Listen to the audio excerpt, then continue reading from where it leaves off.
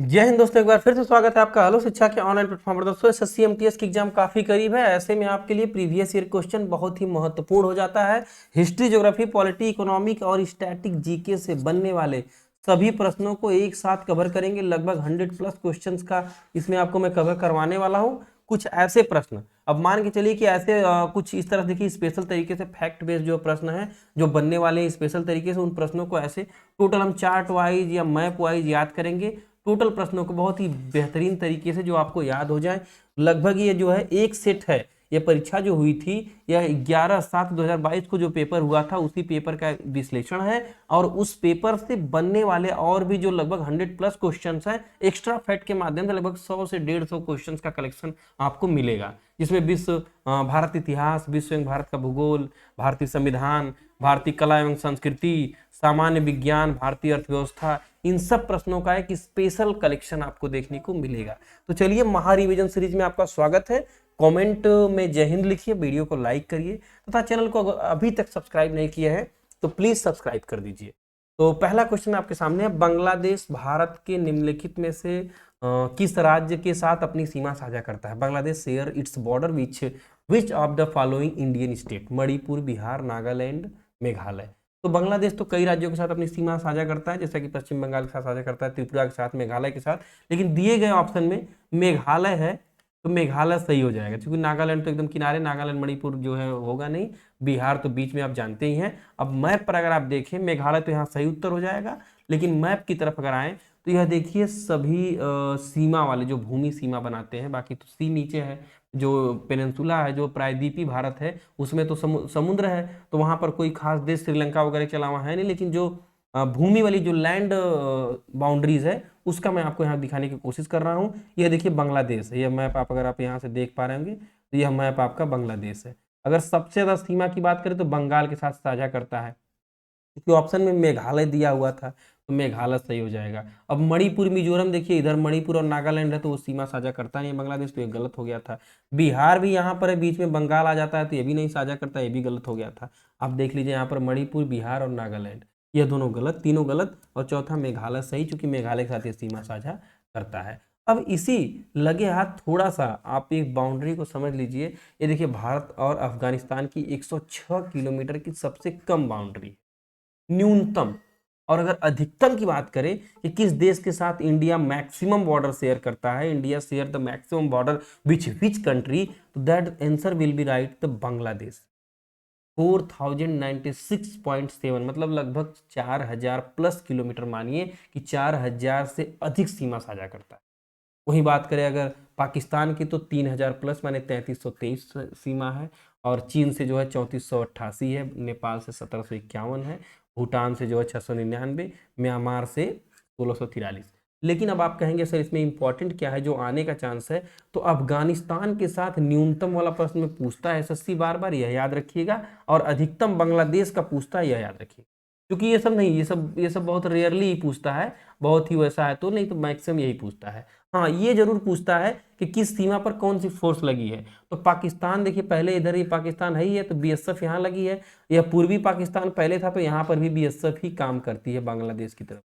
BSF पहले भी पाकिस्तान में ही था बांग्लादेश। पूर्वी पाकिस्तान जिसको 1971 में भारत ने आजाद करवा दिया, बांग्लादेश राज्य बनवा दिया पाकिस्तान को उसकी औकात दिखा करके। बाकी सशस्त्र सीमा बल इधर असम की तरफ आप देखेंगे तो सीएसएफ भी काम करती है। आईटीबीपी तिब्बत की तरफ इंडियन तिब्बत बॉर्डर पुलिस काम करती है। और उसी तरह से जो है असम राइफल असम की तरफ इस बाउंड्री की तरफ काम करती है।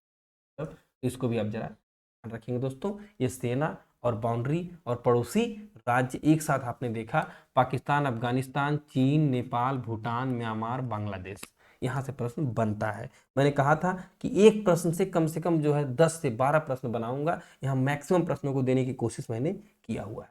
नेक्स्ट क्वेश्चन, निम्नलिखित में से कौन सा कथन गलत है? Which of the following statement is incorrect? Automobile के निर्माण में धातुओं का उपयोग किया जाता है। धातुओं का उपयोग, ये तो भाई ऑटोमोबाइल में धातुओं का उपयोग गलत हमें छांटना है। कौन सा दोस्तों? गलत, इनकरेक्ट क्वेश्चन। तो ऑटोमोबाइल के निर्माण में धातुओं का उपयोग किया जाता है, ये तो बात सही है भाई। ऑटोमोबाइल में कार वगैरह बनाने में धातु बनते हैं। धातुओं का उपयोग बर्तन बनाने में किया जाता है, बिल्कुल ये भी बात सही है। हमें गलत खोजना है दोस्तों, ध्यान रखिएगा। अक्सर एग्जाम में ये कन्फ्यूजन होता है, हमें गलत खोजना है, जो बात गलत हो वही हमें उत्तर हो जाएगी। सजीव श्वसन के दौरान धातुओं को अंदर खींचते हैं। किसको? सजीव माने हम लोग जो है, हम लोग सजीव हैं तो श्वसन के दौरान धातुओं को अपने अंदर खींचते हैं? नहीं नहीं, गलत बात, यही गलत है, हमें लगता है यही उत्तर होगा। धातुओं का उपयोग आभूषण निर्माण के लिए किया था, बिल्कुल करेक्ट आंसर है। तो 1, 2 एंड 4 यह भी सही है, यह भी सही है, यह भी सही है, लेकिन हमें इसमें गलत जो है सर्च करना है, गलत रॉन्ग फाइंड आउट करना है, तो 3 हमारा उत्तर हो जाएगा। हम लोग धातु जो है ऑक्सीजन लेते हैं श्वसन के दौरान। अब ये देख लीजिए, यह प्रश्न भी आपके सामने एक आपके एसएससी एमटीएस में पूछा था, बीच बीच में मैं एमटीएस के कुछ डेटा, सॉरी एसएससी एमटीएस मैंने बोल दिया, एसएससी सीएचएसएल में पूछा, एसएससी जीडी में और सीएचएसएल दोनों में रिपीट किया था। यह एमटीएस में भी पूछने का चांसेस है कि गोताखोर पानी के अंदर श्वास लेने के लिए किस गैस का इस्तेमाल करते हैं। तो पानी के अंदर जब श्वास लेते हैं तो एक गैस जिसे ट्रिमिक्स गैस बोला जाता है। ट्रिमिक्स गैस 3 गैसें होती हैं, इसमें हाइड्रोजन, ऑक्सीजन और हीलियम का मिश्रण हो जाता है। इसी को गोताखोर पानी के अंदर लेकर के जाते हैं, समझिएगा। अगर वायुमंडल की बात करें तो नाइट्रोजन 78% है, ऑक्सीजन 21% है, कार्बन डाइऑक्साइड वगैरह सारी गैसें मिलाकर 1% है। तो इनकी मात्रा यहाँ पर कार्बन डाइऑक्साइड और अन्य गैस, क्योंकि हम शुद्ध ऑक्सीजन लेकर के सिलेंडर में भर के नहीं जा सकते, उसके साथ हमें नाइट्रोजन वगैरह भरना पड़ेगा, नाइट्रोजन या हाइड्रोजन ये सब चीज़ें भरनी पड़ेगी। आप देख लीजिए, पूरा डेटा आपके साथ। 6ठी शताब्दी ईसा पूर्व में निम्नलिखित में से महाजनपद गांधार की राजधानी क्या थी? Which of the following was the capital of Mahajanapada Gandhara 6th century BC? Hastinapur, Varanasi, Mathura. तो 16 महाजनपद आपने मगध काल में पढ़ा होगा दोस्तों। इन 16 महाजनपदों की राजधानी से प्रश्न आता है, तो इन्हीं में इस बार आपसे गांधार की पूछा है। तो गांधार की पूछा था 11/7 वाले पेपर में पूछा था, 11/7/2022 को जो एसएससी एमटीएस का पेपर हुआ था उसमें गांधार वाली पूछा है। तो आगे और सारी पूछ सकता है, तो गांधार की तो तक्षशिला हो जाएगी। करेक्ट आंसर क्या हो जाएगा दोस्तों? तक्षशिला। लेकिन आगे के लिए हम यहाँ पर आते हैं, यह देखिए आपके सामने कि यहाँ से कैसे प्रश्न बनेंगे। अब यह मैप समझिएगा। तक्षशिला देखिए इस तरह से है, पाकिस्तान में चला गया है आपका, तो तक्षशिला यहाँ पर है, इसको याद रखिएगा। तक्षशिला, और यही गांधार देखिए, गांधार की तक्षशिला। उसी तरह से कुरु है, हस्तिनापुर, इंद्रप्रस्थ, कोसल, सूरसेन, मत्स्य, है ना, और बनारस का, काशी का बनारस, वृज्जी। तो ये मगध आपका जो दिख रहा है बिहार में, मगध का उत्कर्ष आपने पढ़ा होगा, अवंती, चेती। यह मैप है, मैप पर आप इन चीज़ों को देखिएगा, समझिएगा। लेकिन बगल में एक बहुत अच्छी लिस्ट लगी है जहां से एक नंबर आप चुरा सकते हैं एग्जामिनर से, एक नंबर तो जरूर मिल जाएगा। जैसे काशी महाजनपद था, कैपिटल वाराणसी, और प्रेजेंट लोकेशन इसका वाराणसी है। हम बहुत बार ये जानते हैं कि ये तक्षशिला कहाँ है, ये कहाँ, ये भी नहीं समझ पाते हैं। कौशल की बात करें तो अब कौशल, बहुत लोग कौशल तो पढ़ लेंगे, लेकिन कौशल है कहाँ? श्रावस्ती, और वर्तमान में यूपी ईस्ट में पड़ता है श्रावस्ती। उसी तरह से अंग की बात करें तो चंपा कैपिटल थी इसकी, और जो है भागलपुर एंड मुंगेर, जो बिहार का मुंगेर पिस्टल वगैरह सुने होंगे, तो मुंगेर जिला जो है वहाँ अंगराज कर्ण वाली राजधानी थी। मगध तो आप जानते हैं, मगध का राजगृह थी, गया और पटना मगध में था। वज्र की वैशाली जो बिहार में था। उसी तरह से मल्ल की जो है कुशीनारा थी, देवरिया में, है ना। सोठीवती की जो है, अगर आप चेदी की बात करें तो सोठीवती जो है बुंदेलखंड, बघेलखंड वाला एरिया हो जाएगा। और कौशाम्बी की बात करें, वत्स, वत्स की राजधानी कौशाम्बी जो प्रयागराज में थी। प्रयागराज और कौशाम्बी जानते हैं, बगल में जिला है। कुरु की बात करें तो इंद्रप्रस्थ, कुरु देखिए यहाँ पर, आप देखिए ये कुरु है और यह इंद्रप्रस्थ। मैं इसको एक बार यहाँ से क्लियर करता हूँ। मैप पर देखिए, ये देखिए कुरु है और इसकी राजधानी दोस्तों, कुरु की कैपिटल इंद्रप्रस्थ, और मेरठ में, मेरठ हरियाणा के बॉर्डर पे है। पांचाल की बात करें, पांचाल नरेश जहाँ की द्रौपदी थी, तो काम्पिल्य उसकी राजधानी दोस्तों है, यूपी वेस्ट में पड़ता है पांचाल। इसको भी आप याद रखेंगे। मैप पर आप देखना चाहें तो यह देखिए पांचाल आपका। इसी तरह से मत्स्य की बात करें तो विराटनगर, जयपुर राजस्थान की तरफ मत्स्य है। यह देखिए राजस्थान की तरफ मत्स्य है, यह राजधानी। इधर से पढ़िए, इधर से मैप पर देखिए, याद करने की कोशिश करिए, ग्राफिक्स को से खेलने की कोशिश करिए, समझने की कोशिश करिए, नहीं तो पढ़ते रह जाएंगे दोस्तों। एग्जाम में आपका आंसर आएगा, कंफ्यूज रहेंगे, लेकिन मैप देखे रहेंगे तो कुछ तो लोकेशन दिमाग में क्लिक करेगा। सूरसेन की बात करें तो मथुरा पड़ जाएगा, उत्तर प्रदेश वेस्ट में पड़ता है सूरसेन। सूरसेन की मथुरा, यह देखिए यहाँ पर मथुरा का लोकेशन है। पश्चिमी यूपी में अगर बात करें तो सूरसेन पड़ेगा। इसको मैं फिर से क्लियर करता हूँ, यह सूरसेन देखिए यही है।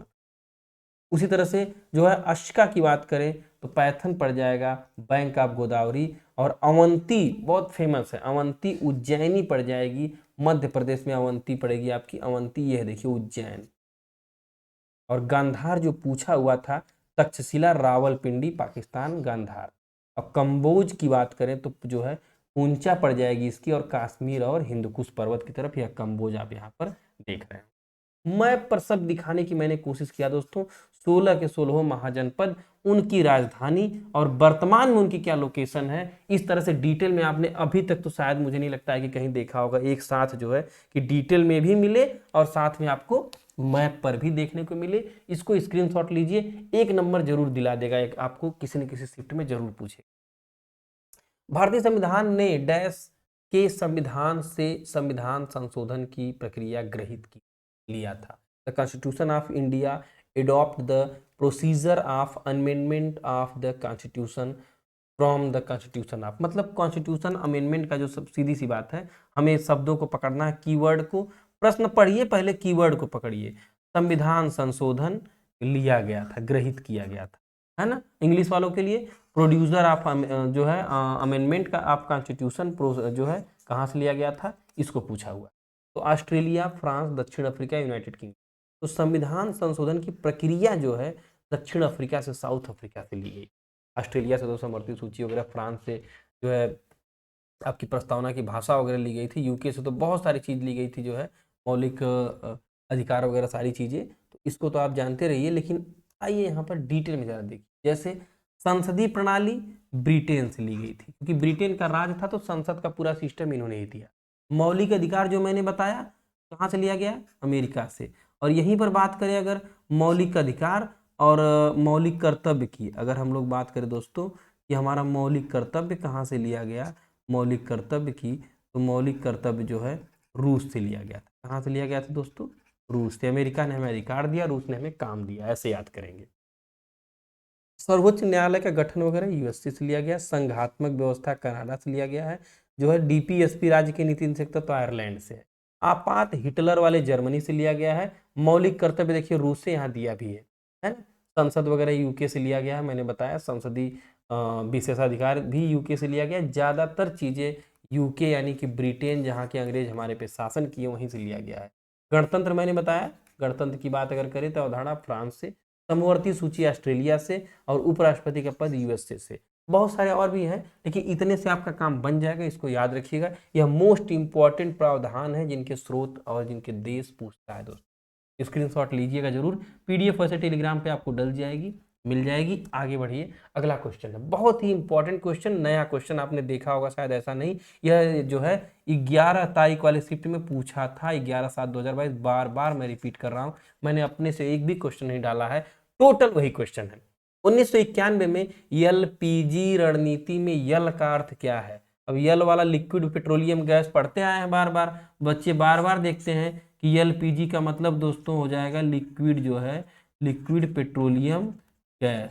लेकिन यहाँ पर लिक्विड अर्थ नहीं हो जाएगा, देखिए लिक्विड तुरंत उत्तर लगा करके आएगा और बोलेगा मैंने तो सही किया है, और उत्तर हो जाएगा गलत।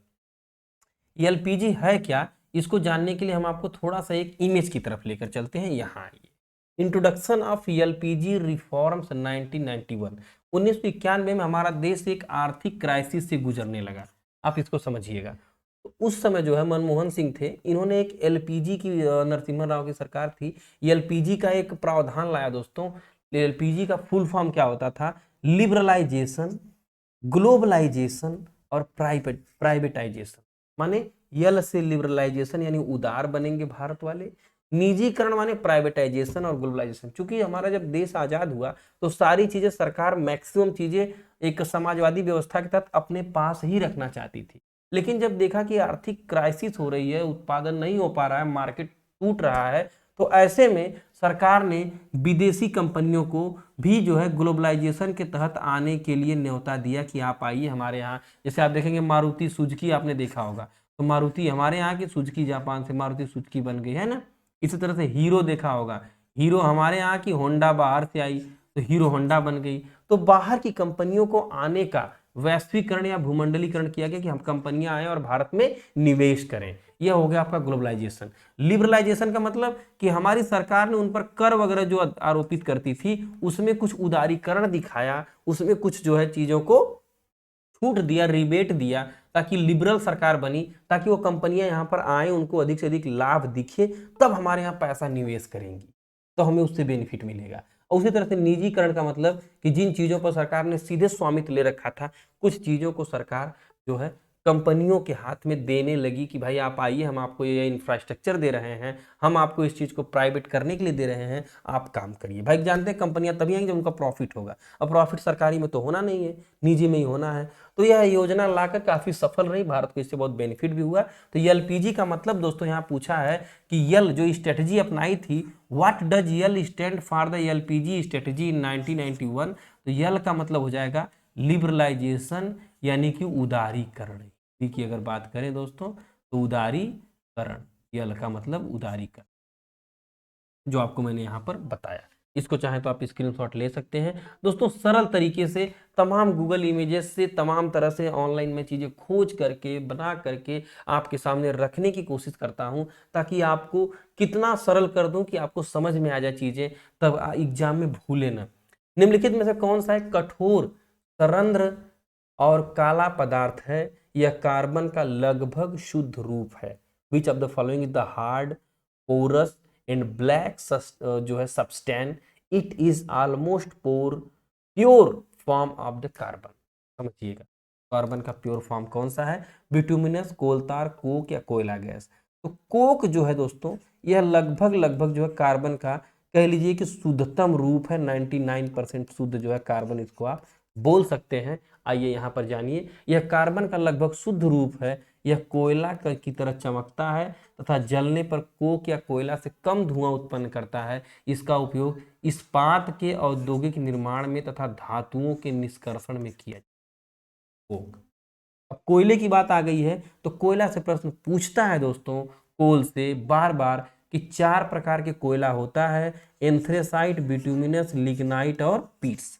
सबसे बेटर क्वालिटी का जो चमक रहा है एंथ्रेसाइट, सेकंड पर बिटुमिनस, फिर लिग्नाइट, और सबसे घटिया कोयला पीट्स कोयला, धुआं ज्यादा देता है। अब घटिया और अच्छा कोयला कैसे जानेंगे? वह कोयला जो धुआं कम दे, उष्मा ज्यादा दे, हीट ज्यादा प्रोड्यूस करे, तो वह अच्छा हो गया। जो धुआं ज्यादा दे, हीट कम दे, तो गड़बड़ हो गया। तो हमारे भारत में ज्यादातर बिटुमिनस कोयला वगैरह, बिटुमिनस, लिग्नाइट, एंथ्रेसाइट कम होता है, हमारे यहाँ ज्यादातर बिटुमिनस कोयला पैदा होता है। इसको आप याद रखें, यहाँ से भी प्रश्न पूछता है। आयतन के अनुसार वायु में नाइट्रोजन का प्रतिशत लगभग डैश है, by the volume the presence percentage of nitrogen in the air is about dash. कितना है? तो आपने हर बार देखा है, यह इमेज मैंने आपको दिखाया भी है कई बार कि 78% नाइट्रोजन है। अगर वायु की बात करें दोस्तों तो 78% नाइट्रोजन है और 21% ऑक्सीजन है और 1% अन्य गैसें हैं। टोटल जो है आपका 100% बनता है। अब कैसे समझेंगे? यहाँ आप देखिए, यह इमेज जो पीछे आपने देखा था वही था, 78%, 78% नाइट्रोजन और 21% ऑक्सीजन और बाकी कार्बन डाइऑक्साइड और अदर गैसेस। गोरखपुर भारत के डैश रेलवे का मुख्यालय है। Gorakhpur is the headquarter of the dash railway of India, पूर्वी, पश्चिमी, उत्तर पूर्वी।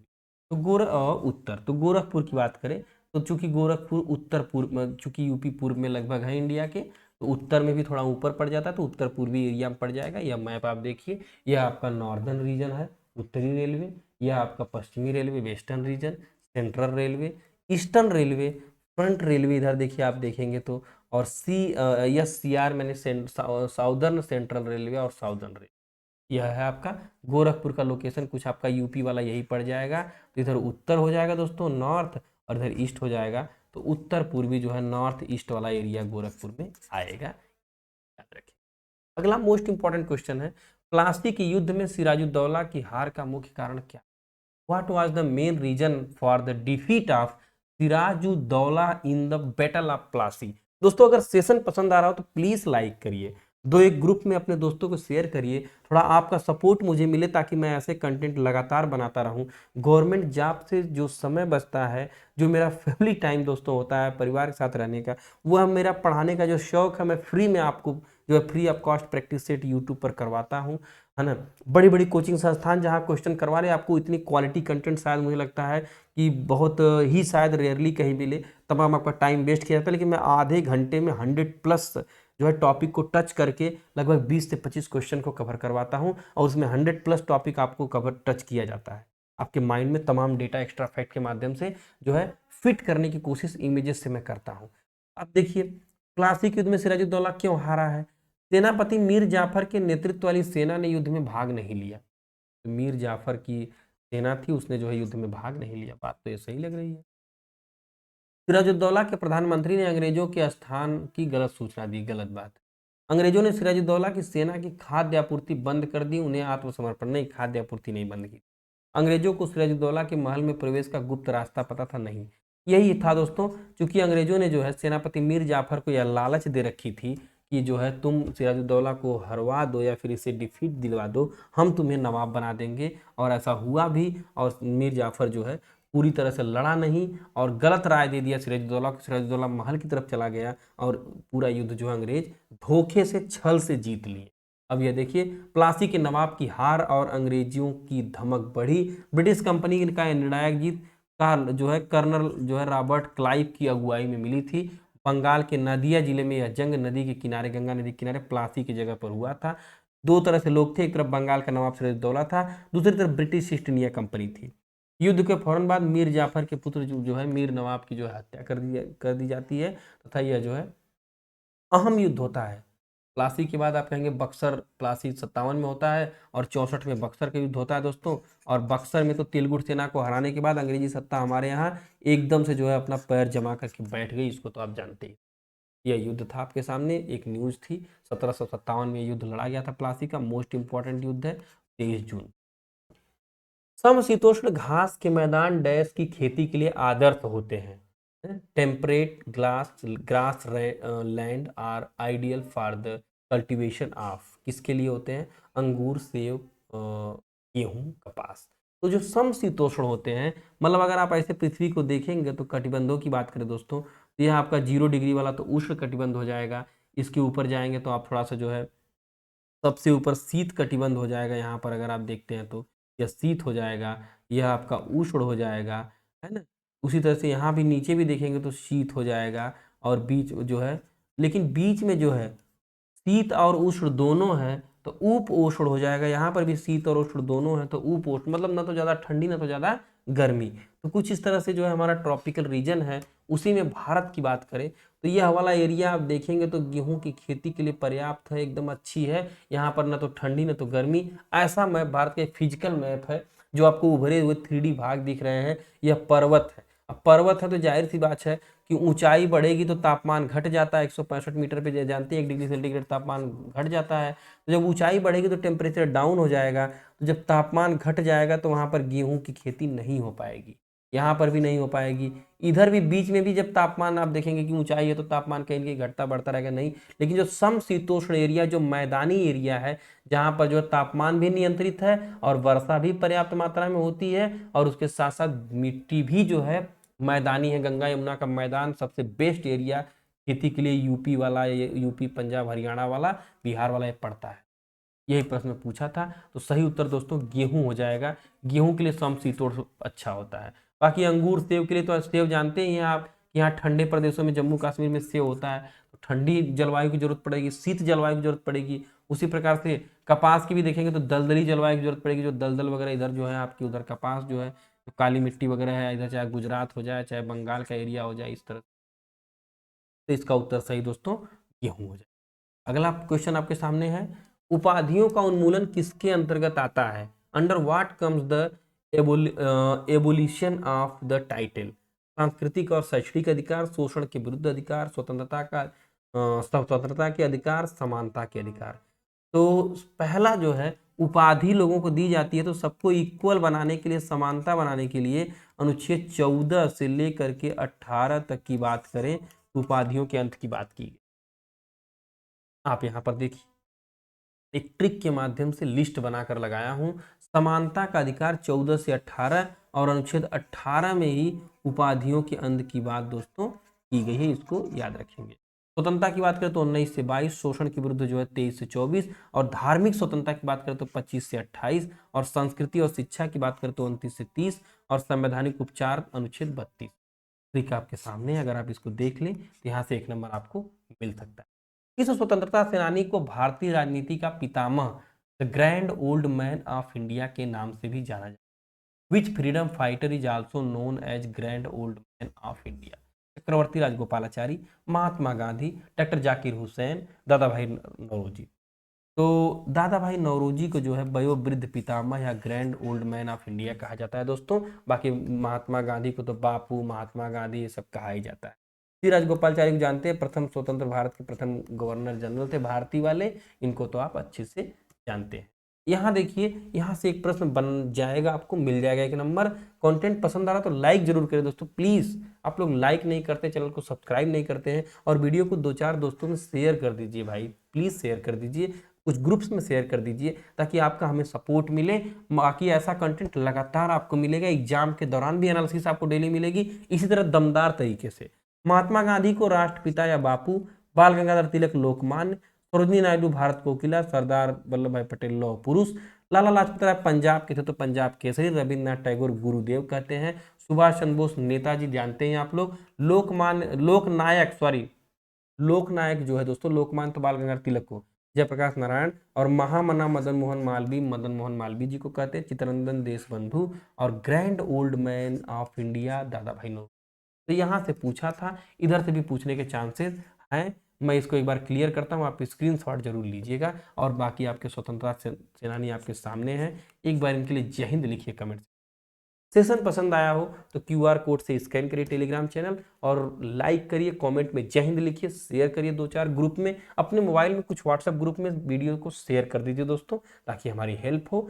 चैनल को सब्सक्राइब करिए अगर अभी तक सब्सक्राइब नहीं किए हैं तो। हेलो शिक्षा आपके लिए लगातार ऐसे कंटेंट लाता रहेगा, पढ़ते रहिए, सिलेक्शन जरूर होगा दोस्तों।